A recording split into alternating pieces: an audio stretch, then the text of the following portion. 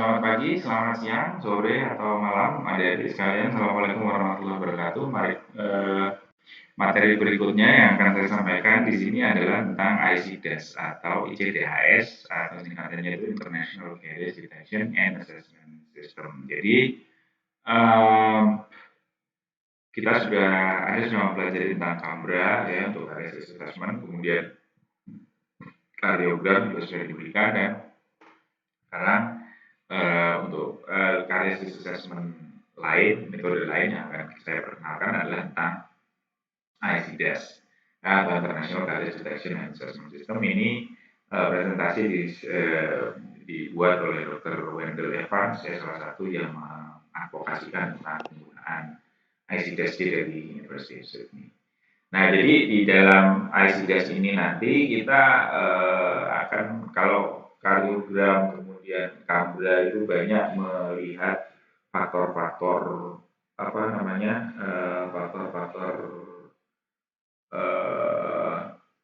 kalau kita lihat faktor risiko kardias sebagainya itu yang ada 4 bunderan, kemudian ada oral environmental factor sama socio-cultural factor.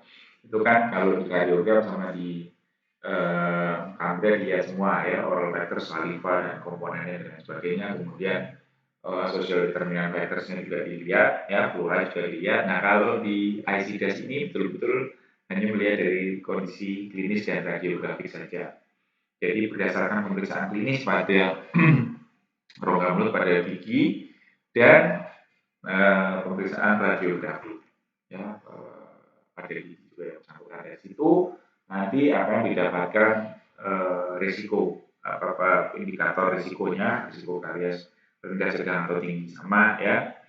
Kemudian nanti apa yang harus dilakukan tentunya terkait juga dengan klinisnya. Oke. Ada scoring ya, jadi karena ini pemeriksaan klinis dan pemeriksaan radiografis dua-duanya diskor ya, maksudnya pemeriksaan klinis ada skornya, kemudian pemeriksaan radiografis ada skornya. Nah, nanti berdasarkan skor itu kemudian baru ditransfer ke menjadi risiko. Nah, apa yang harus diskor pada pemeriksaan klinis itu diskor kita lihat pada permukaan halus gigi, kemudian pada permukaan yang ada pit dan bisurnya, kemudian apakah ada CAS atau caries associated with restoration atau sekunder karies, kemudian ada root caries atau tidak, atau karies akar juga bolong. Nah, sekarang scoringnya ya. Nah, scoringnya itu untuk pemeriksaan klinis ya pada gigi, permukaan gigi tadi itu ada skor 1 sampai 6. Ya, permukaan kita skor apakah dia ada keadaan 1 sampai 6 kan 1 ya. Apa itu di skor 1 itu kalau after drying for 5 seconds ya. Jadi untuk memeriksa men-skor dengan menggunakan pedoman ICDAS ini perlu dilakukan pengeringan pada permukaan gigi itu. Ya, nah kalau sudah dikeringkan selama 5 detik kemudian muncul area yang opak atau opasitas atau diskolorasi, bisa itu putih maupun coklat yang ada di pit maupun visur atau di permukaan yang lain, maka itu adalah incipient caries. Kalau ketemu incipient caries, ketemu white spots yang itu sudah dapat dipastikan, maka itu skor 1 ya, setelah dikeringkan ya. Nah, kalau tidak dikeringkan ya, tapi sudah ada white spots when wet ya, saat masih basah, an opacity of code 1 is wider than the pit and fissure system atau lebih dari 2 mm diameter. Nah, dan setelah dikeringkan juga tetap kelihatan, maka itu langsung saja skor 2. Kalau skor 1 tadi penampakannya masih normal kalau basah gitu. Tapi kalau kering baru ada white spots ya, kalau basah nggak kelihatan. Tapi kalau basah udah kelihatan itu langsung skor 2. Nah, kalau skor 3, ini sudah ada enamel breakdown atau kerusakan lapisan email. Now, confirm when the ball end of the CPI probe slides along the pit and fissure or surface and drops into an enamel cavity. Jadi, sudah ada kerusakan email, sudah ada kavitas kecil yang itu dikonfirmasi dengan probe. Probe-nya nyemplung. Kemudian skor 4 itu baik pada keadaan wet, basah maupun kering. Ini ya tentunya kalau ada a blue, gray, or brown shadow of discolored dentin visible through apparently intact enamel surface. Jadi kalau ada gigi yang sepertinya intact atau tidak ada kavitas, tapi di sela-sela antar gigi itu ada daerah yang membayang berwarna apakah kebiruan atau kecoklatan, nah itu langsung di skor 4. Karena itu pasti sudah karies dentin. Nah, di sini juga kalau 3 itu karies email, kalaupun dia bukan tidak intact maksudnya, tapi ada kavitas yang sudah lebih dalam daripada kavitas email ini, maka bisa di skor 4. Kemudian untuk skor 5 dan skor 5 ini skor 5 dan skor 6 ini kalau kedalamannya sudah 1 mm itu skor 5, kalau lebih 1 sampai 2 mm itu skor 5, kalau lebih dari 2 mm itu skor 6. Ya nanti kita akan lihat gambarnya ya supaya lebih mudah membayangkannya. Nah, tapi ini ada jembatan keledai atau bagaimana memudahkan untuk mengingat-ingat ya. Jadi yang atas ini kalau dalam keadaan masih basah, yang bawah ini keadaan sudah dikeringkan setelah di 3-way shine selama 5 detik. Kalau waktu masih basah normal, ya dipastikan dengan pengeringan. Kalau tetap normal maka ya tetap 0 kodenya. Tapi kalau dia menjadi ada white spots atau brown spots jadi kode 1. Nah, kalau dalam keadaan basah ini sudah ada white spots atau brown spots, berarti kalau nggak 2, 3, tergantung bagaimana probingnya ya. Kalau tidak ada enamel breakdown, tidak ada kerusakan email, maka kodenya 2, tapi kalau ada kerusakan email, kodenya 3. Nah, untuk memastikan skor 4, 5, dan 6 sudah tidak memerlukan lagi pengeringan ya. Nah, pengeringan hanya 1, 2, 3, 4, 5, 6 secara basah saja sudah terlihat. Oke.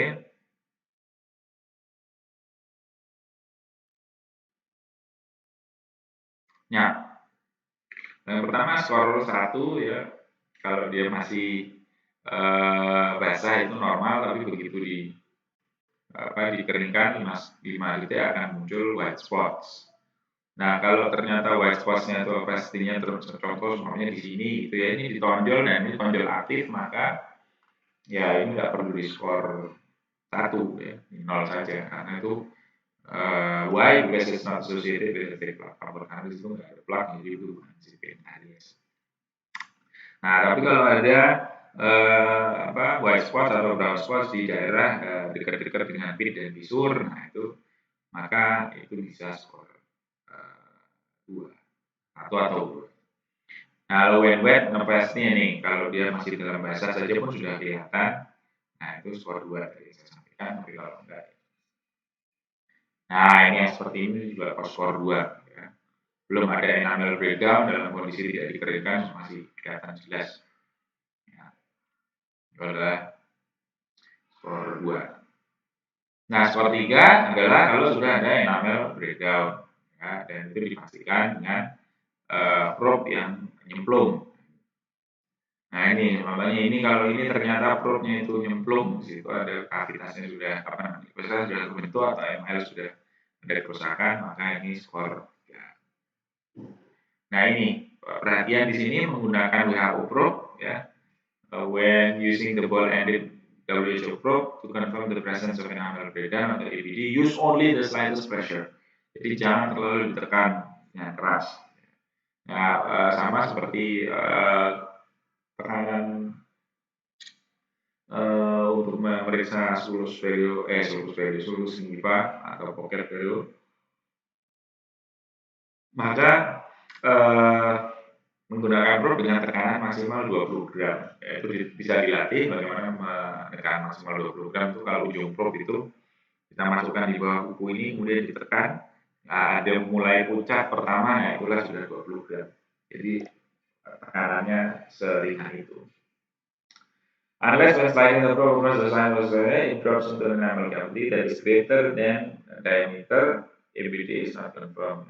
Jadi kalau 3 ya, skor 3 itu harus betul-betul dikonfirmasi dengan nyemplungnya probe. Artinya apa? Artinya itu sudah ada enamel breakdown atau kerusakan email dengan diameter lebih dari 0,5 mm. Karena apa? Karena diameter ujung probe itu 0,5 mm. Nah, kemudian itu juga pada karies sekunder. Ya, karies sekunder itu terjadi hanya dikonfirmasi bila ada tambalan yang ada defeknya atau ada cacatnya di tepinya itu yang bisa dimasuki oleh probe setengah milim tadi.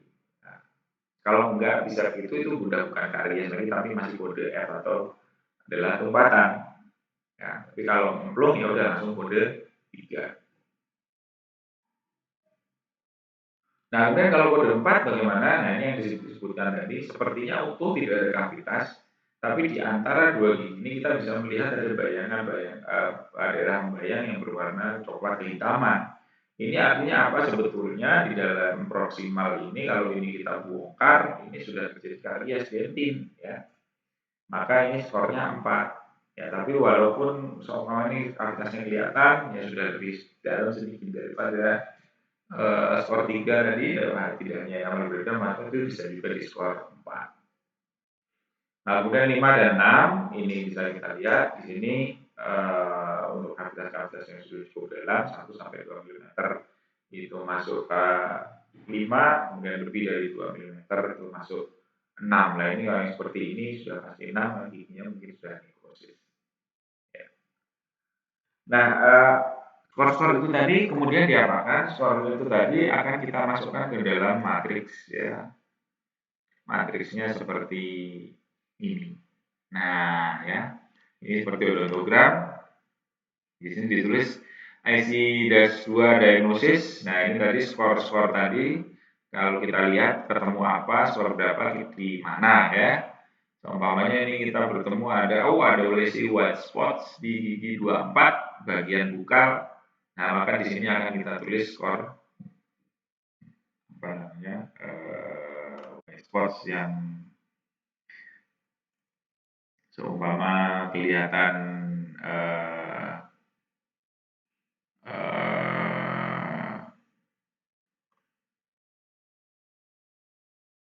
apa namanya pada oke 34 itu di bagian bukal itu ada skor 2 ya kita tulis di sini 2. Nah, tulisannya ya begitulah. Nah, lebih begitu ya di sini nanti di sini ketemu ada di oklusalnya itu ada kavitas ya. Oke, sudah ada enamel breakdown bisa kasih 3. Yang di sini lebih dalam lagi kita kasih 4. Coba gitu ya. Oke, apa namanya? Di situ ini tadi kodenya, kemudian nanti ini di yang bawah ini ada oral care plan. Jadi berdasarkan dari kondisi skor yang ada di sini, maka apa yang harus bisa dilakukan. Nah, di sini ada kalau Pak untuk yang sini adalah untuk primary teeth, yang di sini adalah untuk permanent teeth. Kalau kita tunggu di permanent teeth itu ada skor 1 sampai 2, maka oral care-nya yang menyesuaikan adalah fluoride varnish atau restore dan seterusnya. Kalau 56 jelas pasti restore. Nah, jadi nanti di sini dikasih kodenya apa, ya apa yang akan dilakukan. Nah, ini ada kodenya di sini depan, masuk ke depan. Kalau mau di ini F atau G, ya di sini isinya F atau G atau U atau S atau R, ya. Ini yang disesuaikan dengan kode yang ada di atasnya. Oke.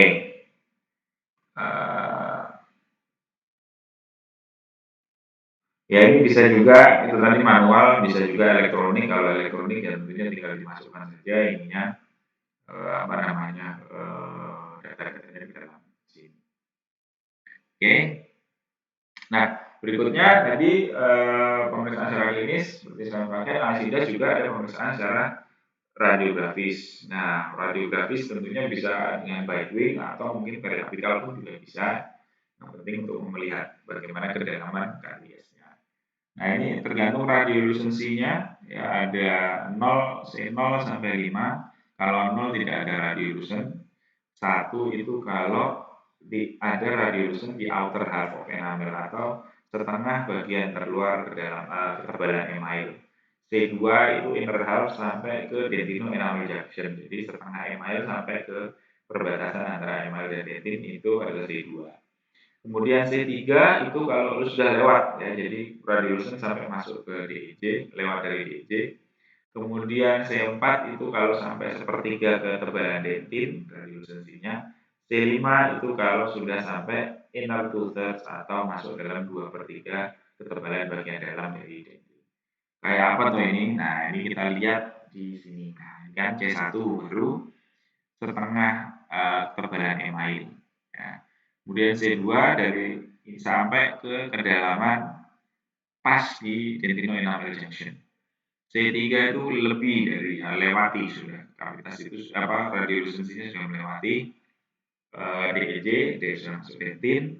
Kemudian kalau C4 itu masuk sepertiga ketebalan dentin dan C5 itu kalau sudah 2/3 ketebalan dentin yang radiolusen. Nah, hasil-hasil dari biting atau hasil dari periapikal itu tadi dimasukkan ke dalam panel ini. Ya, ada panel sesuai nomor giginya, kemudian keadaannya seperti apa nanti dihitamkan. Ya, ini jadi ada 3 panel ini untuk kunjungan berikutnya sehingga kita bisa memonitor perubahan kedalaman karies gitu. Nah, ini kalau kita lihat di sini ada 16 gigi 16 kemudian DOM dihitami di sini dan di sini ada 3, ini ada 4. Nah, artinya apa? Kalau DOM seperti ini ya, maunya ini kita besarkan tadi panelnya 1. Oh, berarti di sisi distal itu dari gigi 16 itu ada kavitas berdasarkan radiogram kedalaman C2, kemudian di mesialnya kedalaman C4. Ya. Di mesial dan distal ini mesial oklusal distal ini ada panelnya begini diisi. Nah, apabila itu pengisian kita lakukan secara rutin, ada recall, maka kita bisa melihat apakah suatu lesi itu progressing, remain static, atau regressing. Progressing itu bertambah dalam, remain static itu tetap saja, atau regressing berkurang. Namanya kedalamannya. Bisa juga kita melihat occurrence of new caries. There are something about caries activity and the risk seasonal lesion behavior is readily flat over time. Nah, ini kemudian pertanyaan apa mungkin ya ada lesi radiolusen yang kemudian berkurang. Nah, itu akan sangat mungkin, tapi masih memungkinkan pada kasus tentunya kasus white spots. Ya, insiden caries di mana itu radiolusen, tapi dia belum mencapai dentin, belum ada kerusakan email, sehingga kita bisa lihat bahwa di dalam karies itu atau radiolusen itu baru belum sampai setengah ketebalan email, dan di luarnya masih ada garis intact dari permukaan gigi. Nah, itu kalau itu berarti white spots. Kalau itu ada terapi mineralisasi, ada kemungkinan itu kemudian menjadi 0, ya tidak termasuk dalam skor ini tadi, ya karena kembali mungkin ini untuk monitoring purposes, ya completion of the following form will be by me. Nah, ini kita lihat saja. Nah, nanti setelah kita sudah scoring, ada skor IC-2 secara klinis dan skor radiograf, maka kita bisa membangun suatu kategorisasi dari risiko karies. Kalau ini pada primary dentition atau pada gigi susu, ya ada low risk, at risk, sama at risk high. Nah, apakah ini pemeriksaan kita dapatkan pada new patient atau pada pasien recall? Ya, kalau pada gigi desudui ini, pasien baru tidak ada yang langsung dapat high risk. Ya, kalau pasien baru pertama, kalau recall high risk-nya adalah kalau ada lesi lebih dari 1. Nah, untuk kategorinya, spesifikasinya masing-masing kategori bisa kita lihat, mulai dari MFS, IC-2 skor, radiolusensi, ya. Kemudian kalau pada mixed and or permanent dentition, ya pada remaja, maka ini juga pada at risk high itu tidak ada pada pasien baru. Pasiennya. Kemudian kita lihat bisa dapatkan dari sini masing-masing speknya berdasarkan DMF, DMFS, IC-DAS, klinis score, kemudian Ronsen score, kemudian plaque index bagaimana. Nah, ini. Kemudian kalau untuk usia dewasa, nah usia dewasa, low patient sudah bisa ada high risk. Nah, kalau ada untreated frank cavities atau kavitas yang terlihat jelas, extensive white spot lesions atau C5 bilateral itu masuk ke high. Ya untuk low dan medium bisa kita lihat sini.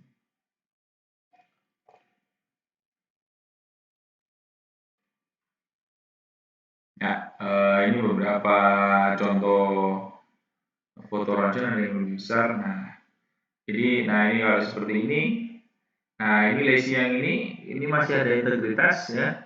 Kita bisa lihat masih ada integritas dari lapisan emailnya dan kemudian radiolucence-nya itu baru setengah di awal. Nah, ini kalau ini bisa dikendalikan ya, artinya diberi priorisasi, kemudian jangan sampai ada sisa makanan yang terjepit di sini, maka bisa jadi ini kemudian akan menjadi radiopak lagi ya untuk yang kiri.